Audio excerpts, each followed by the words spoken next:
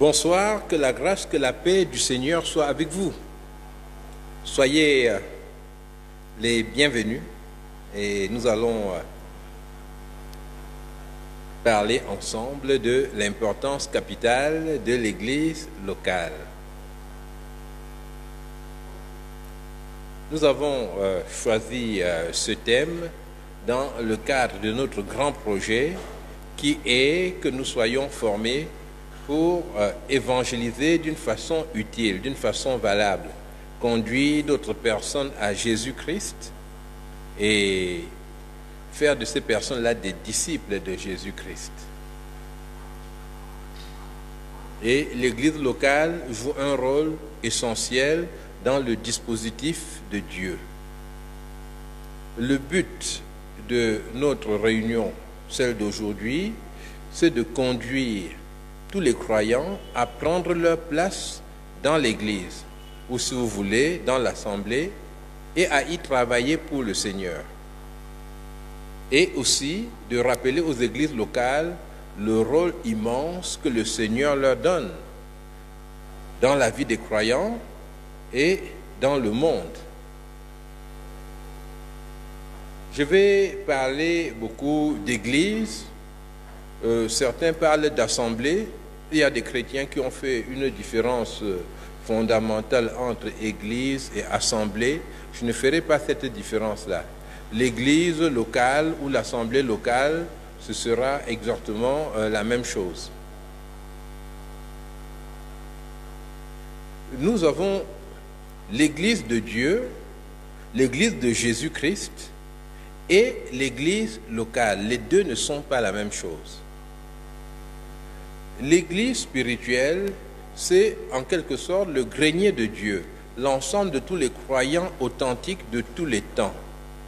Ceux qui ont été gagnés pour Christ par le Saint-Esprit, que Dieu a plongé dans son esprit, ça s'appelle le baptême du Saint-Esprit, et qu'il s'est réservé pour lui dans son grenier. Ceux qui viennent à Jésus-Christ, tous ceux qui ont cru en Jésus-Christ ont été baptisés dans un seul esprit pour former un seul corps. C'est le même esprit et c'est le seul corps. Et ce corps-là, c'est le corps de Christ, c'est le grenier de Dieu. L'apôtre Paul dit aussi que l'Église est le corps de Christ. Donc l'Église se trouve vraiment en Christ lui-même. Et cette Église spirituelle-là a une expression physique, une expression visible. L'expression visible, c'est l'Église locale, l'Église de Dieu sur la terre est constituée de tous les croyants vivants. Nous sommes bien d'accord là-dessus. Mais cette Église ne peut pas se retrouver en un lieu donné. Donc, les croyants se retrouvent dans des assemblées locales qui sont l'expression physique de l'Église de Jésus-Christ. Donc, l'assemblée locale est une expression physique, visible et imparfaite. Imparfaite parce que dans l'Église locale, il y a des gens qui n'ont pas cru. Dans l'Église locale, il y a des personnes qui vivent dans le péché. Et tant que nous sommes ici-bas, l'Église locale va avoir des tâches, contrairement à l'Église de Jésus-Christ, qui n'a ni tâche ni ride, et que Dieu a préparé lui-même comme étant la fiancée de son Fils bien-aimé. Donc, l'assemblée locale est une expression physique, visible et imparfaite de l'Église de Jésus-Christ, qui par contre est une réalité spirituelle, invisible et parfaite. Donc l'assemblée locale est une expression physique, visible et imparfaite de l'Église de Jésus-Christ qui elle, par contre, est une réalité spirituelle, donc invisible, comme réalité spirituelle, et parfaite. Et même si elle est imparfaite, l'assemblée locale demeure la meilleure représentation ici-bas, la meilleure expression ici-bas du corps de Christ. Cela signifie que les chrétiens, des gens qui aiment Dieu, ne pourront rien organiser qui représente mieux, qui exprime mieux la vie de Jésus-Christ dans le monde. Ils ne peuvent rien organiser de mieux que l'Église locale, que l'Assemblée locale. C'est pour cela que l'Assemblée locale doit être respectée en tant qu'expression, la meilleure expression ici-bas du corps de Christ. Et Dieu a choisi de conduire ses enfants à travers l'Église. Il arrive que certains ministères, c'est-à-dire des ministères chrétiens, soient prospères et que ces ministères fassent un grand bien aux hommes, comme l'ont fait par exemple certains évangélistes ou bien des écrivains chrétiens qu'on a eu beaucoup de plaisir à lire. Je pense à un livre comme celui de John Bunyan, Le voyage du pèlerin, qui a été l'un des livres les plus imprimés après la Bible. Et il y a même certains compositeurs, je pense à Rubens Sayers, qui a composé la plupart des chants du livre de Cantiques sur les ailes de la foi. Eh bien, mais ces gens ont fait beaucoup de bien. Ce sont des ministères qui ont porté du fruit. Mais ces ministères devraient venir renforcer l'Église locale et l'aider dans sa mission. Parce que l'Église locale a une mission que Dieu lui donne. Comme nous continuerons sur le thème de la famille de Dieu dans les prochaines réunions, nous allons aborder de façon plus large les missions de l'Église locale et le rôle du chrétien dans l'Église locale. Ayant dit tout ceci, mais qu'est-ce que l'Église, n'est-ce pas? Au fond, c'est quoi l'Église? L'Église apparaît dans le Nouveau Testament. Elle existe seulement après l'effusion du Saint-Esprit. Parce que l'Église est constituée de personnes qui ont reçu la vie du Christ ressuscité et qui marchent maintenant par la puissance du Saint-Esprit qui agit en eux. Donc ce sont des gens qui ont choisi de faire de Jésus-Christ le Seigneur, le chef de leur vie, et qui, en se soumettant ainsi à lui, ont reçu l'Esprit de Dieu. Je rappelle que Dieu donne son esprit à tous ceux qui viennent à lui et que pour naître de nouveau, il faut une opération du Saint-Esprit. Et tous ceux qui appartiennent à Jésus-Christ ont reçu l'Esprit de Dieu. Alors, dans l'évangile de Matthieu, au chapitre 3, à partir du verset 11, nous avons Jean-Baptiste qui prophétise en quelque sorte sur l'Église. Il parle de Jésus-Christ et il dit: moi je vous baptise d'eau pour vous amener à la repentance. Mais celui qui vient après moi est plus puissant que moi, je ne suis pas digne de porter ses souliers. Lui, il vous baptisera de Saint-Esprit et de feu. Il a son vent à la main. Le vent, c'était une pelle pour secouer le blé. Il nettoiera son aire. L'aire, c'est l'endroit où le blé était déversé. Et là-bas, le blé était séparé de la paille. C'est donc on appelait ça aussi l'aire de battage. L'endroit, la surface où on va battre le blé. Donc, il Donc il nettoiera son aire et il amassera son blé dans le grenier, mais il brûlera la paille dans un feu qui ne s'éteint point. Donc Jean-Baptiste présente l'Église comme le grenier de Dieu.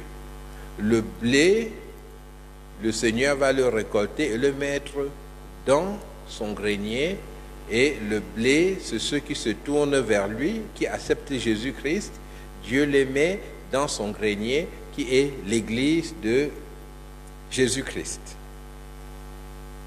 Et l'apôtre Paul, dans la première épître aux Corinthiens, au chapitre 3, au verset 9, dit « Car nous sommes ouvriers avec Dieu, vous êtes le champ de Dieu, l'édifice de Dieu. » Nous sommes le champ de Dieu, l'endroit où Dieu travaille, un endroit qui lui appartient de façon privée, la possession de Dieu, l'édifice de Dieu. Et l'apôtre Pierre apporte d'autres précisions. 1 Pierre 2, 5, chapitre 2, verset 5, en disant « Et vous-même, comme des pierres vivantes, édifiez-vous pour former une maison spirituelle, un saint sacerdoce, afin d'offrir des victimes spirituelles agréables à Dieu par Jésus-Christ. » Nous sommes des pierres dans un édifice. Les croyants sont des pierres dans un édifice qui est l'Église de Dieu. Et les croyants s'édifient pour former cette maison spirituelle où Dieu est acclamé, où Dieu est vivant, où Dieu agit. Là, nous voyons l'Église spirituelle. Maintenant, pour l'Église locale, rappelons que l'Église locale est aussi, elle, une institution du Nouveau Testament. C'est le Seigneur lui-même qui encourage les croyants à se réunir. Il leur demande de prier ensemble. Vous voyez, par exemple, les jours avant la Pentecôte, les croyants priaient ensemble. Et à la Pentecôte même, ils étaient réunis ensemble en train de prier. Et après la Pentecôte, ils se réunissaient tous les jours. Et ils écoutaient l'enseignement des apôtres, ils priaient ensemble et ils vivaient une vie commune, et cela c'était une vie d'église. Alors, une église locale doit être instituée par le Seigneur sous sa volonté, ce qui va donner de l'assurance à ceux qui en font partie. Je voudrais dire que les églises locales ont ensuite été implantées. Par exemple, on voit l'apôtre Paul dans ses voyages, dans les diverses villes où il passe, à Lystre, à Derbe, à Icône, à Antioche et ailleurs. L'apôtre Paul implante des églises, et les églises ont été implantées sous l'impulsion du Saint-Esprit. Ce n'était pas une simple volonté humaine, je voudrais faire une église ici ou là. Et pour nous aujourd'hui, nous devons nous rappeler et bien savoir que ce n'est pas une autorité administrative qui crée l'église. Ce n'est pas une autorisation, n'est-ce pas, d'un gouvernement donné qui crée l'église. Non. C'est l'Esprit de Dieu qui conduit à s'assembler et à implanter une église, à faire un travail d'église. Et c'est ça qui compte. Donc l'idéal, c'est d'être envoyé d'en haut et autorisé ici-bas. L'idéal, c'est d'être envoyé d'en haut et autorisé ici-bas. C'est vraiment une chose triste d'être simplement autorisé ici-bas et être inconnu en haut. Donc c'est de l'usurpation. Le Seigneur veut des personnes qui lui obéissent et sur qui il peut compter. Et Cette église locale dont nous sommes en train de parler maintenant est décrite par l'apôtre Paul. Et les enseignements de l'apôtre Paul sont très importants. En fait, l'apôtre Paul a apporté dans ses épîtres pratiquement toute la doctrine de l'Église. Je dis pratiquement parce que il y a d'autres choses que l'apôtre Pierre a apportées. Et en tout cas, l'ensemble des épîtres, que ce soit celle de Jean ou de Jacques, chaque épître apporte quelque chose de particulier. Mais en matière de doctrine chrétienne, les épîtres de Paul sont d'une utilité incommensurable.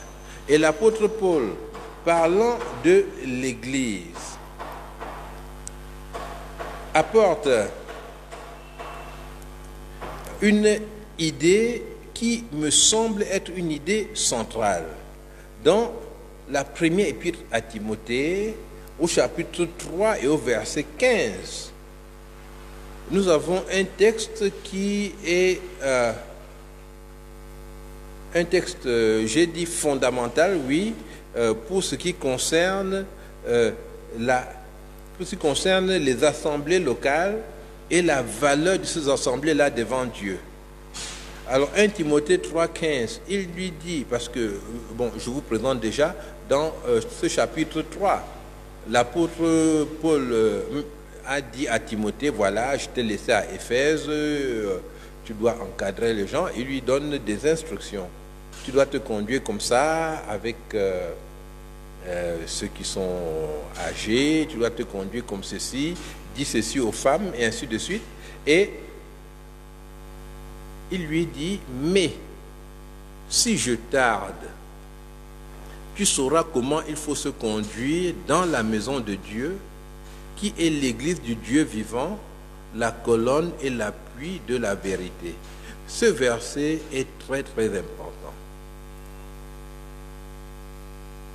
Parce que ce verset montre que pour l'apôtre Paul, l'assemblée locale ou les assemblées locales d'Éphèse, eh bien, c'était la maison de Dieu. C'était l'église du Dieu vivant.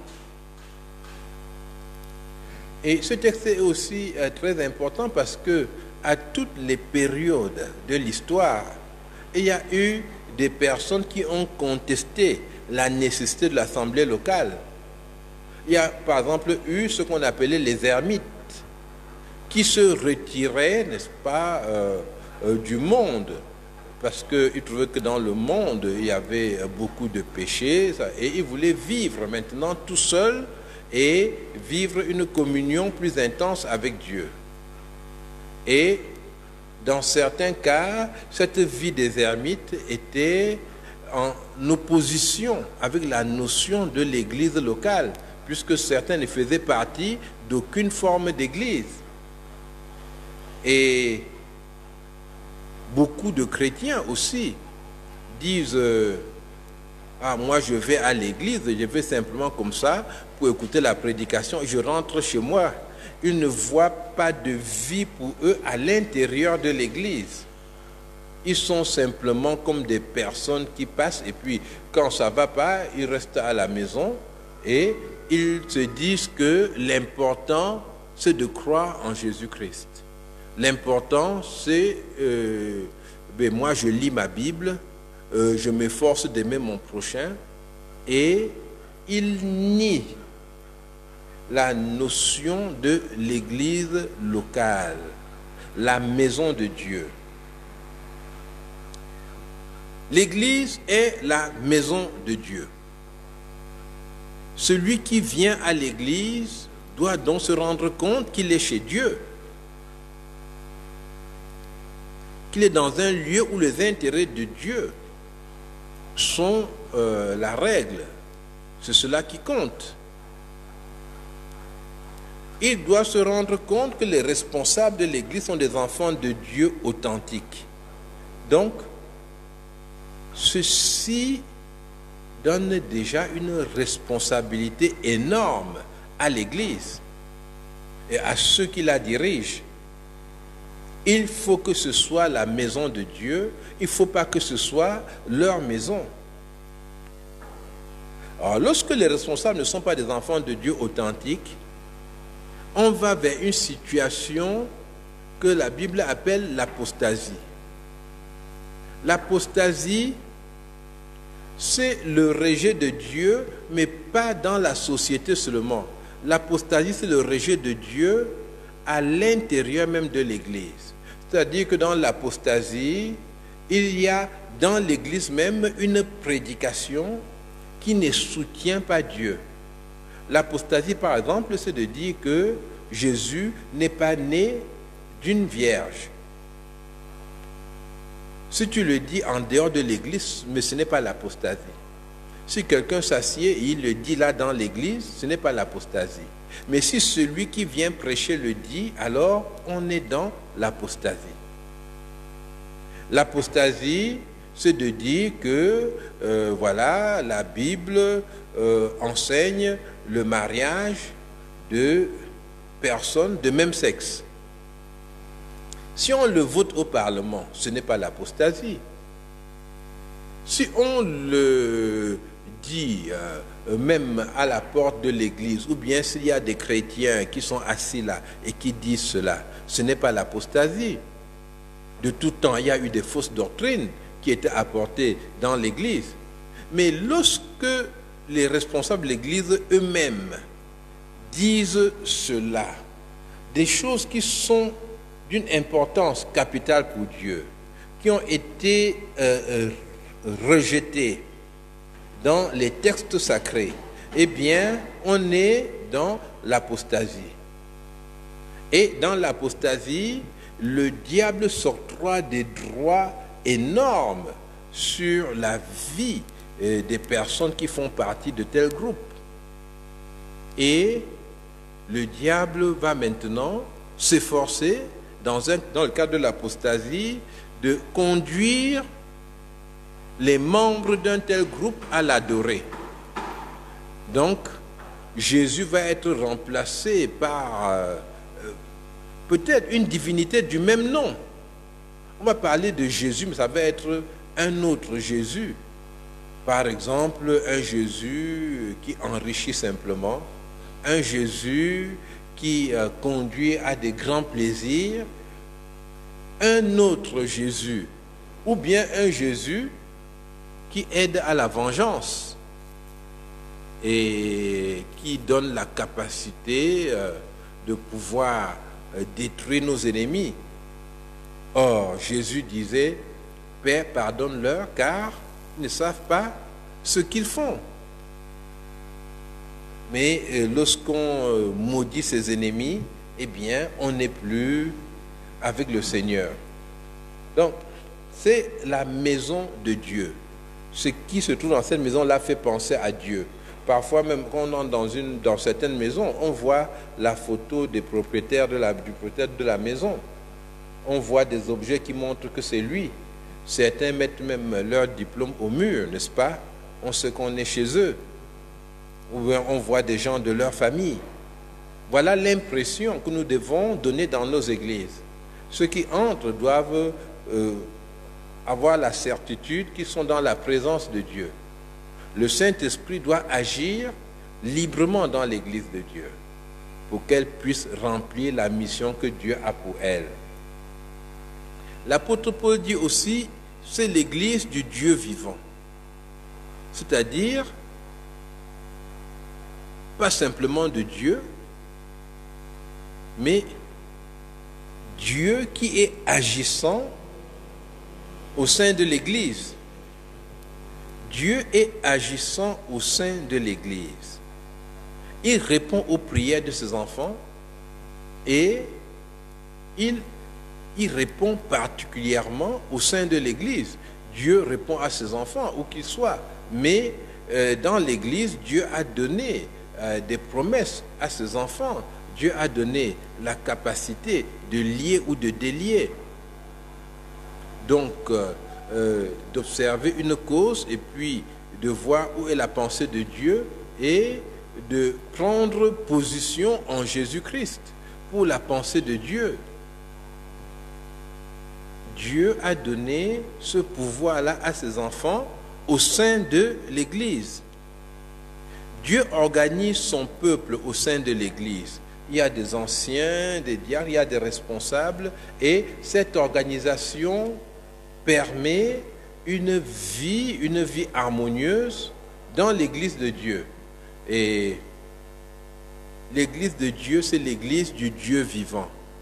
Ce n'est pas l'Église d'un Dieu endormi qui ne voit pas le péché, qui ne voit pas les besoins que nous avons. Non, c'est un Dieu vivant, absolument vivant. Et maintenant, peut-être la chose la plus importante, parce que la moins évidente, hein, l'apôtre Paul dit que l'Église, c'est la colonne et l'appui de la vérité. Une Église authentique s'appuie sur la vérité. Une Église authentique ne s'appuie pas sur un ensemble de coutumes. L'Église ne dit pas « Oh, nous, on nous a dit de faire comme ça ». L'Église cherche sa vérité dans la Bible, parce que ta parole est vérité, comme dit la Bible. Jésus-Christ est la vérité. Il dit « Je suis le chemin, la vérité et la vie ». Et il nous a donné sa parole.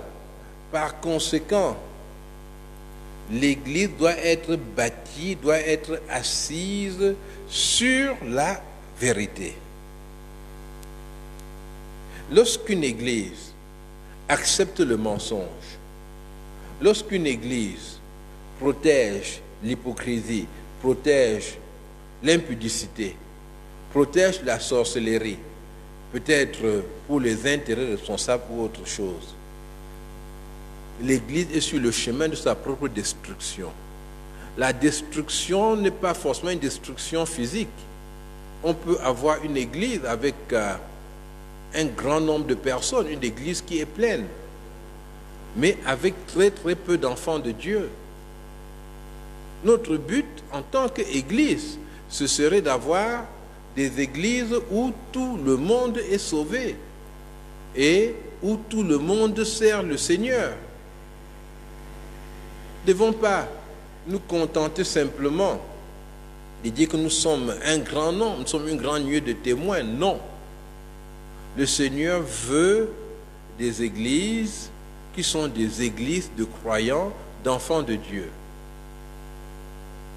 Alors, peut-être vous pouvez faire partie d'une église qui a apostasié, où on ne sait pas si le dimanche, celui qui va prêcher sera un enfant de Dieu ou pas.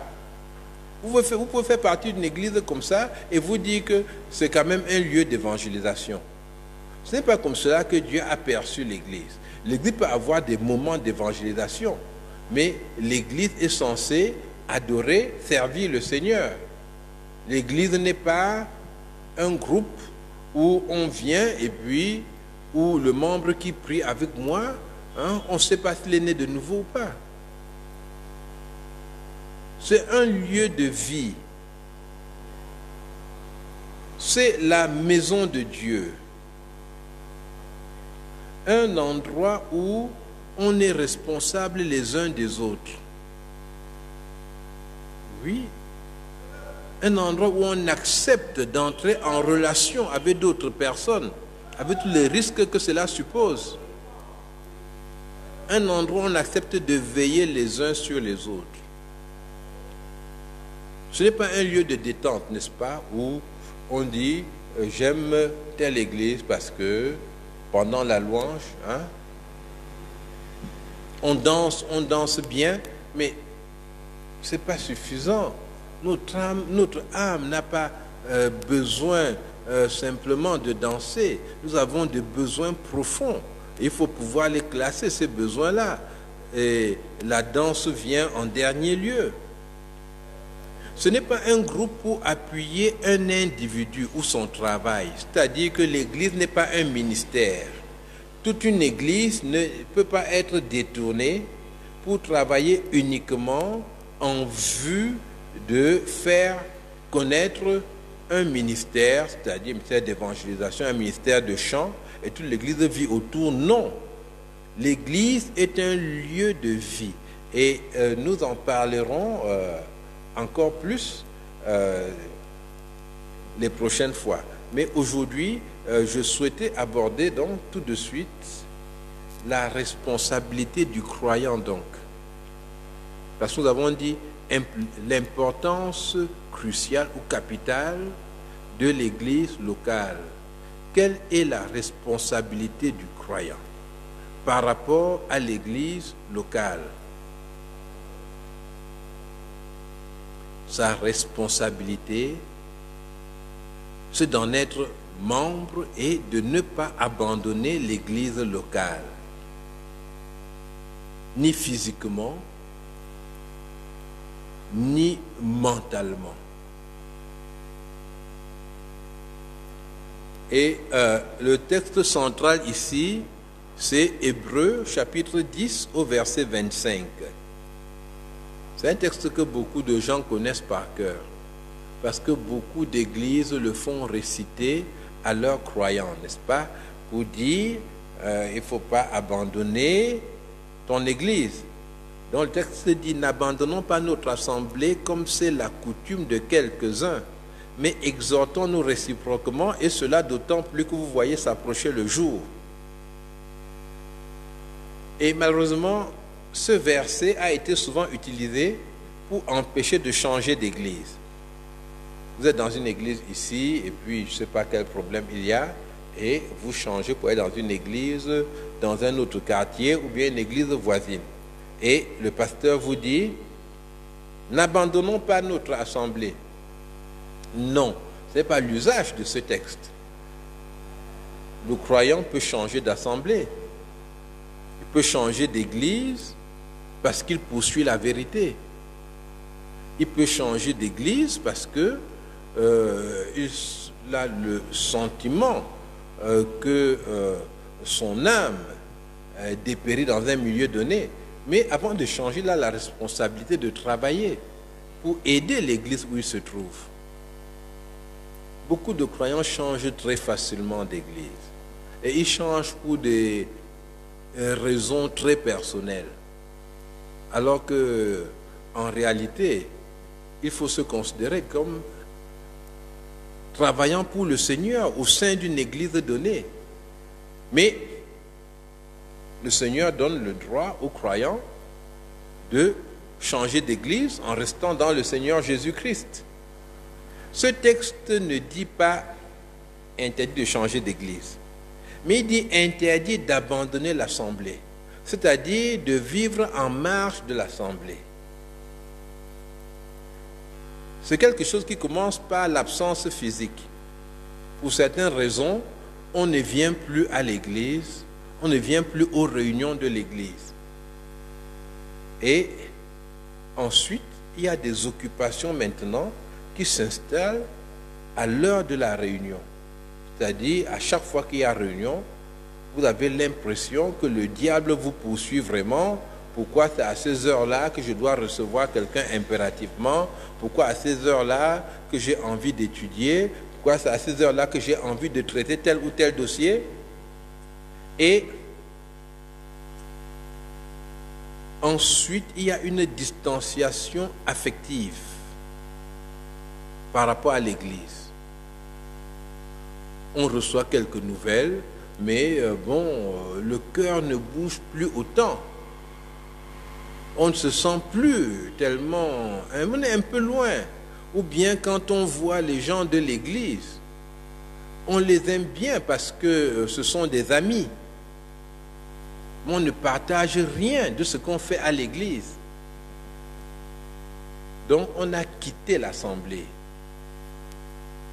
Et la dernière étape, c'est qu'on commence à se plaindre de l'église. Parce qu'il y a un phénomène qui est très courant. En général, ceux qui abandonnent leur assemblée, à la fin, ont tout un chapelet de plaintes contre leur assemblée. Et parce qu'ils veulent se convaincre eux-mêmes qu'ils ont abandonné l'assemblée parce que l'assemblée n'était pas bonne. Donc, il faut à tout prix qu'ils se prouvent à eux et aux autres que l'assemblée n'était pas une bonne assemblée. Déjà, aucune assemblée ne peut être une bonne assemblée sur tous les points selon les critères d'un être humain. Nous avons la responsabilité d'y travailler pour développer cette assemblée et de voir que nous rencontrons des obstacles insurmontables sur ce chemin. Mais ce n'est pas le cas. Quand on se plaint, on dit, là-bas on parle de moi. On parle de moi. Même dans la prédication, je vois qu'on parle de moi. Voilà ce que certaines personnes disent. On dit, on ne prêche que contre le péché là-bas. On ne grandit pas dans la connaissance de Dieu. Tous les messages sur le péché, le péché, le péché. Qu'est-ce que ça veut dire ça? Il n'y a que le péché dans la Bible? Tout un livre comme ça qui ne contient que le péché? Non. Je veux pas, je veux grandir, je veux connaître la parole de Dieu. Et voilà l'un des cheminements qui conduit à abandonner l'assemblée des enfants de Dieu. Or, nous savons bien que l'apport de chacun dans l'Église pourrait très bien améliorer la louange, la prédication, la prière. Nous pouvons intervenir par les canaux que l'Église laisse libres pour que nous puissions travailler pour le Seigneur, parce que c'est là la responsabilité de l'Église. Donner l'occasion aux croyants d'exprimer les capacités que Dieu a mises en eux pour le servir.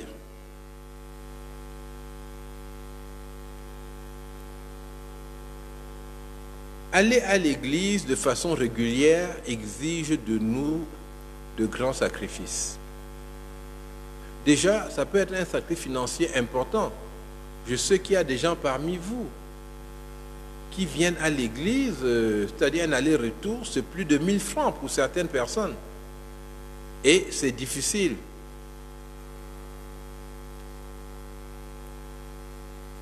Mais si vous le faites pour le Seigneur pourvoira. Aller à l'église exiger des sacrifices importants pour notre temps. On vient, on perd 2 heures le dimanche et après il faut rencontrer les gens, peut-être qu'il y a d'autres réunions. Mais rappelez-vous que Dieu exige notre temps aussi pour lui. Dans l'Ancien Testament, Dieu avait fixé un jour de la semaine où on ne pouvait rien faire.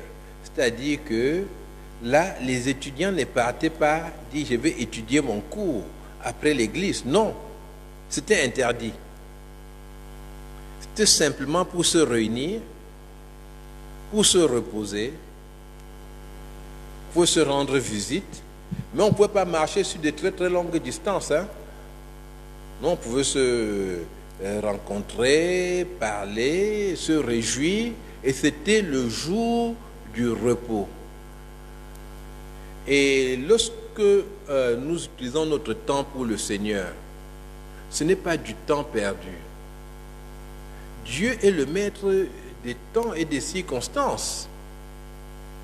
Dieu est capable de nous le rendre au centuple. Dans l'Ancien Testament, Dieu demande au peuple de travailler pendant 6 ans et la 7e année, ils ne vont pas travailler au champ, de laisser la terre se reposer. Donc, la terre était cultivée avec un temps de repos tous les 7 ans. Et il leur dit, ce que vous avez récolté la 6e année, cela va vous servir encore pendant la 7e année. C'est-à-dire que Dieu avait prévu que le temps de repos de la terre, c'est-à-dire la mise en jachère, ne soit pas préjudiciable au peuple. Le temps que vous prenez pour prier, le temps que vous prenez pour participer aux réunions avec les autres frères et sœurs ne vous sera jamais préjudiciable. à moins que vous ayez choisi d'aller dans un groupe d'apostasie, un groupe où vous vous rendez bien compte que la vérité n'est pas appréciée, mais où vous restez pour des intérêts personnels. Là, effectivement, vous n'y êtes pas à cause de Dieu, vous y êtes à cause de la pression familiale, vous y êtes à cause de vos amis, vous y êtes pour vos intérêts personnels et Dieu ne vous bénira pas. Donc, ces sacrifices-là, même s'ils sont importants, eh bien, sont des sacrifices qui valent la peine. C'est aussi des sacrifices en émotion, n'est-ce pas? Il y a les gens qu'on voit, on les aime bien, après on ne les voit plus, on prie pour eux. Il y a des émotions, il y a des déceptions, il y a des joies. Eh bien, l'Église, c'est un lieu de vie pour le croyant. Et la responsabilité du croyant, eh bien, c'est d'être là et de participer à la vie de l'Église. Parce que l'Église est un élément central dans la stratégie de Dieu pour le monde. L'apôtre Paul ajoute, exhortons-nous réciproquement.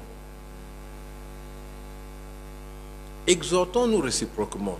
Donc, c'est un endroit où nous pouvons recevoir des conseils, recevoir de nouvelles directions, et où nous pouvons aussi recevoir des reproches. Une exhortation n'est pas toujours quelque chose et que nous trouvons positif, mais c'est quelque chose qui est censé nous bâtir, nous aider à être quelqu'un de meilleur. L'Église est donc un lieu de croissance spirituelle, c'est un lieu d'interaction des uns avec les autres, un lieu de conflit aussi. Oui, nous pouvons rencontrer des conflits dans l'Église et de réconciliation. En un mot, mais c'est la famille de Dieu.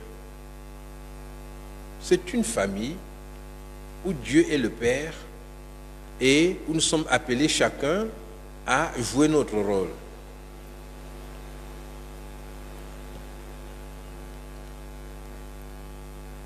Maintenant, est-ce que nous allons chacun décider, premièrement, de nous rassembler avec des gens qui aiment Dieu, c'est-à-dire une église locale qui glorifie le Seigneur, parce que beaucoup de croyants authentiques ne comprennent pas le rôle capital de l'église. Ils font partie d'un mouvement dans lequel ils se sentent à l'aise, on évangélise là-bas, nous prions là-bas, et puis je vais à l'église. Non. L'église est un élément stratégique, essentiel dans le plan de Dieu. Et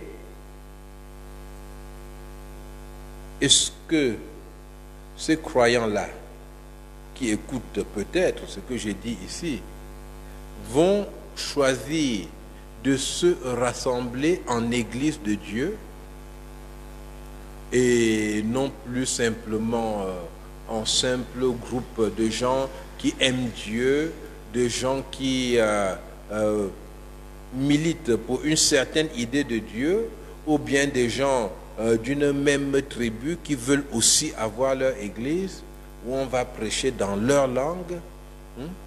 Est-ce que nous allons choisir de nous soumettre à Jésus-Christ et de nous rassembler avec des personnes qui l'aiment pour expérimenter ce qu'il a préparé pour nous par son Saint-Esprit? C'est une question importante. Et est-ce que, pour nous ici, est-ce que nous allons choisir de prendre vraiment notre place dans l'Église pour être utile pour le Seigneur, travailler pour lui et porter du fruit? Voyez-vous, c'est pas pour terminer, vous voyez cette maladie-là, Covid-19, ça a transformé nos habitudes de beaucoup. on se déplace avec un masque, n'est-ce pas?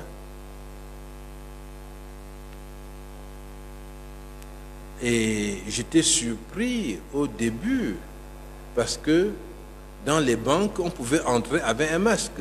Or, un homme masqué dans une banque, c'était un gros problème, n'est-ce pas? C'était quelqu'un qui peut attaquer la banque. Mais non, si vous venez sans masque, vous n'entrez pas. C'est plutôt le contraire aujourd'hui. Et cette maladie a aussi introduit la distanciation sociale et le confinement. On restait chez soi. Nous n'y étions pas préparés. Et nous avons essayé de trouver des palliatifs. Il y a eu les réunions sur Facebook.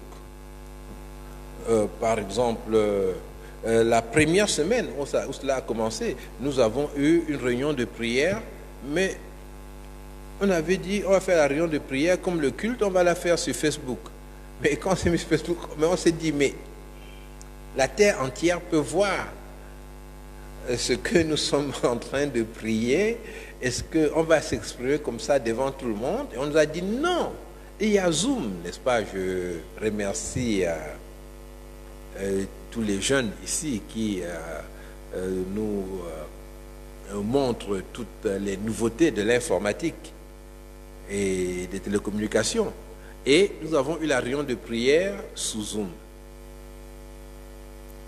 Et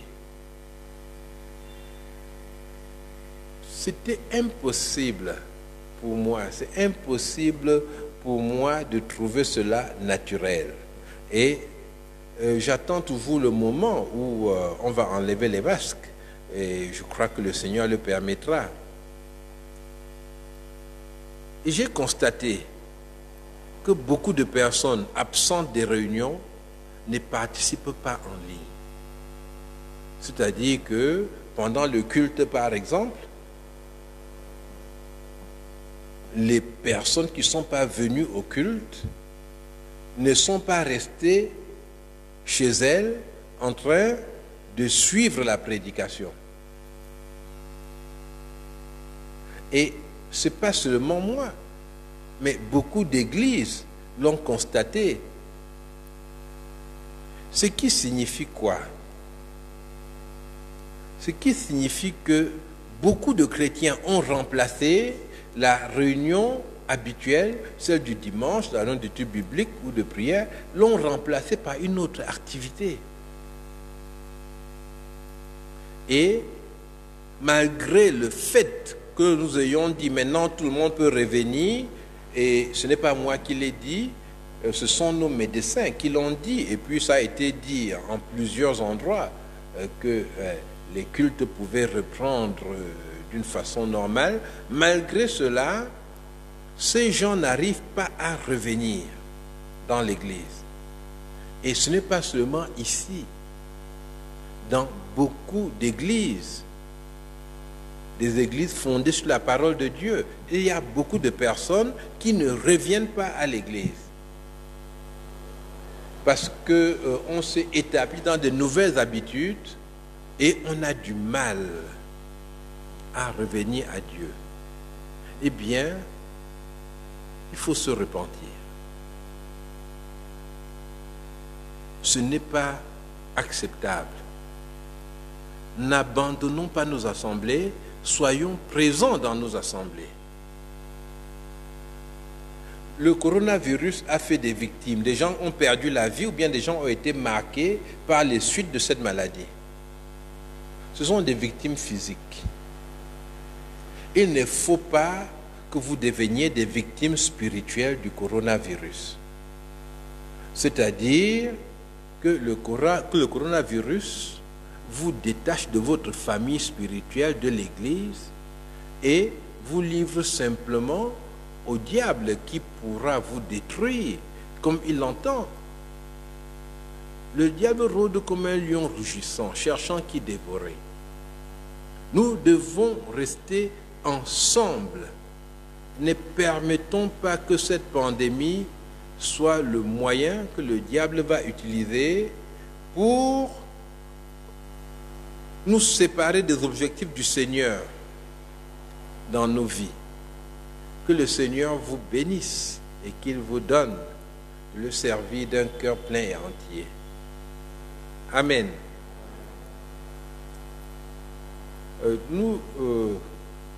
Je voudrais, au sujet de la prière du samedi, rappeler que samedi prochain, entre 9h et 12h, chacun est invité à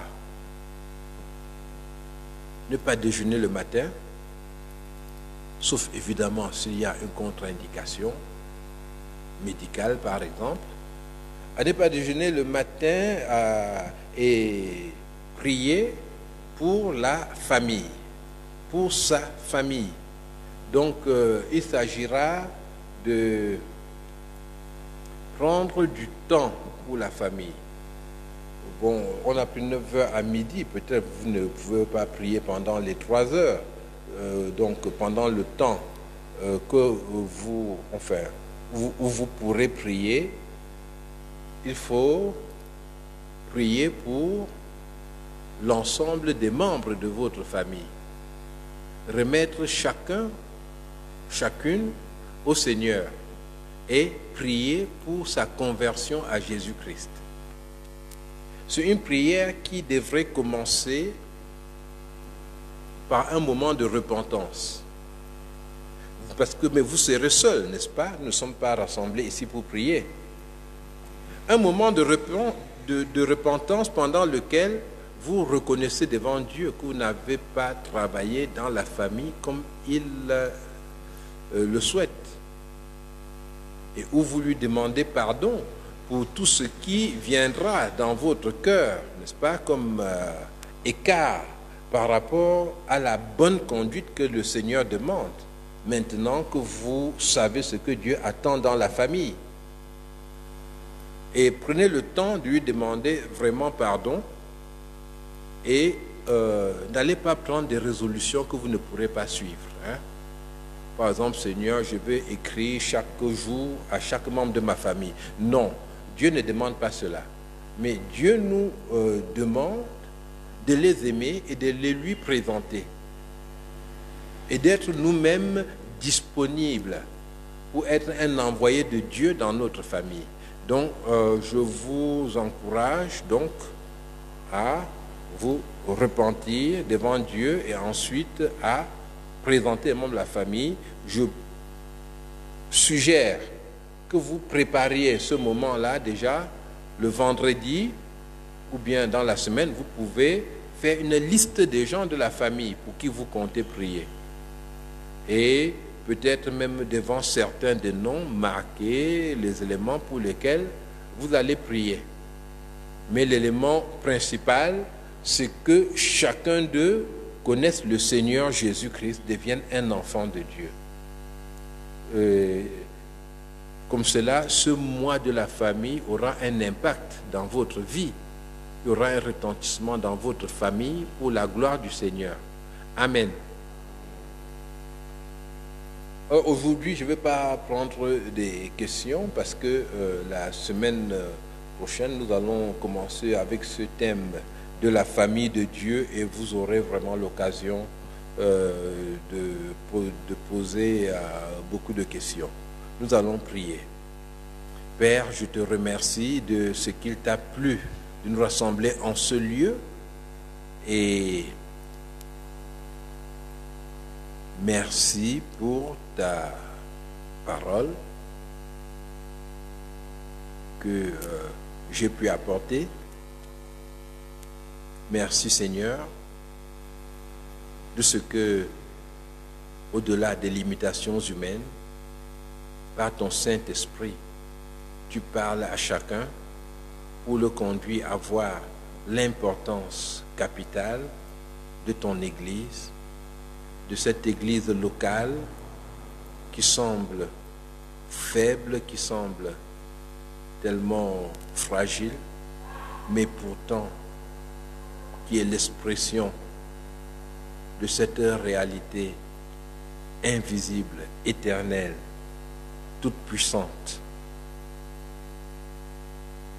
parfaite, qui est le corps de Christ, ton Église spirituelle. Seigneur, je te remercie pour le Saint-Esprit qui agit dans l'Église locale.